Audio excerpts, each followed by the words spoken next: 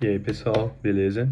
Sou Ifafu Milulu e hoje nós vamos falar sobre Exu. É um dos temas que as pessoas mais me pedem para mim falar, fazem perguntas sobre, porque é uma figura bem complexa.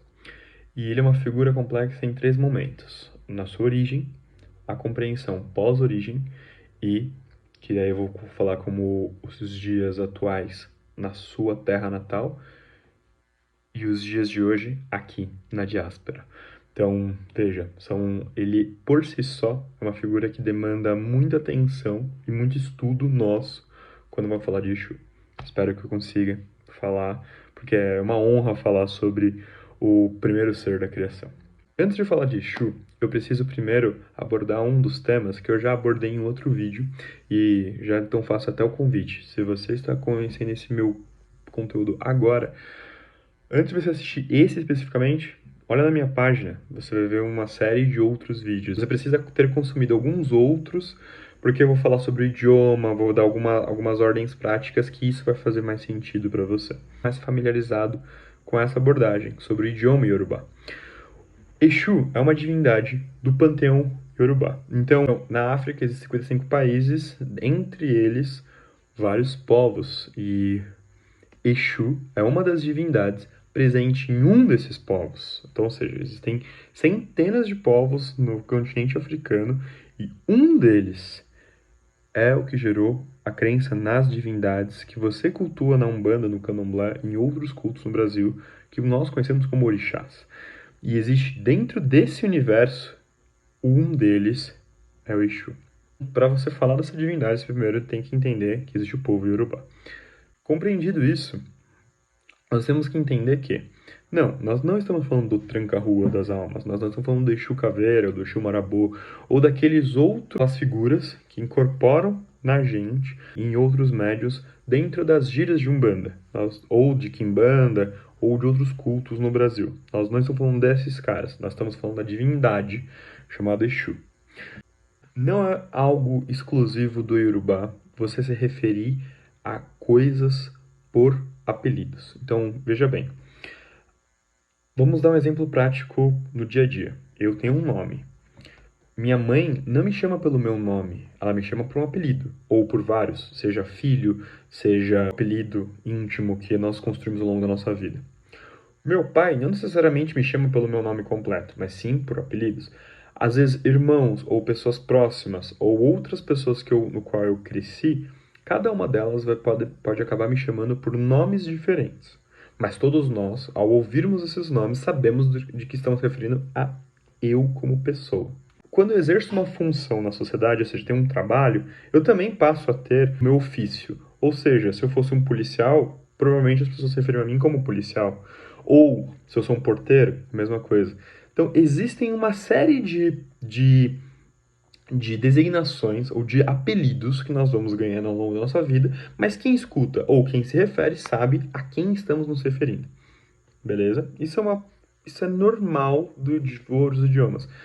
Quando nós estudamos o idioma Yorubá, nós começamos a perceber que fica mais claro entender quais são as divindades e as funções dela, ou o grau de abrangência delas, quando nós entendemos os apelidos que elas são chamadas. Então, não é simplesmente o nome Exu que você precisa entender ou compreender para você falar, para você se referir à divindade. Você vai perceber que existem vários outros nomes que as pessoas usam no dia a dia, no culto, e que todas elas entendem que está se referindo à divindade chamada Exu. Isso não é uma exclusividade do Exu, isso acontece com todas as outras divindades. Quer um exemplo prático disso? Existe uma divindade chamada Obatala, que, que você provavelmente conheceu ela pelo nome de Oxalá, que você já ouviu falar que existe uma versão dela chamada Oxóguian, e também existe o Oxalufã, e que no final das contas, algumas pessoas vão chamar de Oxeremabô. E aí, todos esses 5 nomes se referem ao mesmo ser. Veja, existem palavras que são usadas como apelidos, que todas elas, quando você entende a história ou o porquê que elas são ditas, você consegue entender quem é aquele ser. Beleza? E o segundo alerta que eu preciso dar. existem diferenças idiomáticas. Então, por exemplo, nenhum idioma está parado no tempo. O idioma é uma língua viva. Existe o Yorubá clássico e o Yorubá contemporâneo, ou o Yorubá moderno, ou o Yorubá usado hoje em dia, no dia a dia. Então, isso acontece também com o português. Existe o galego-português, que você lembra da aula de história que o professor falou que era usado? Ou quando você lê os Lusíadas, você vai tentar entender aquele português e fala, meu, que difícil é esse português. Bom, por quê? Porque é um português, a narrativa, a escrita está num tempo diferente do seu atual. E palavras como vós me se, depois virou vós você, depois virou você, e hoje algumas pessoas falam ou, se, e assim vai. Então veja, o idioma ele vai sofrendo modificações do dia a dia e tá tudo bem. E isso não é uma exclusividade do Yorubá, isso é uma exclusividade de várias, de todo e qualquer povo, porque o idioma é sempre uma língua viva, uma expressão da cultura. Existe o Yorubá clássico. Muitos dos apelidos das divindades foram cunhados fazia parte do Yorubá clássico. Nós estamos falando de uma língua falada há alguns séculos atrás. No entanto, a língua se atualiza, então sofre influências externas de outras culturas, de outros idiomas, e vai criando novas palavras.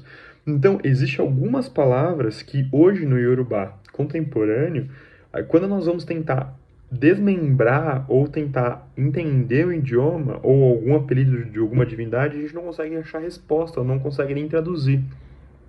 Justamente por causa disso, pela questão idiomática. Então, partiu falar do Exu?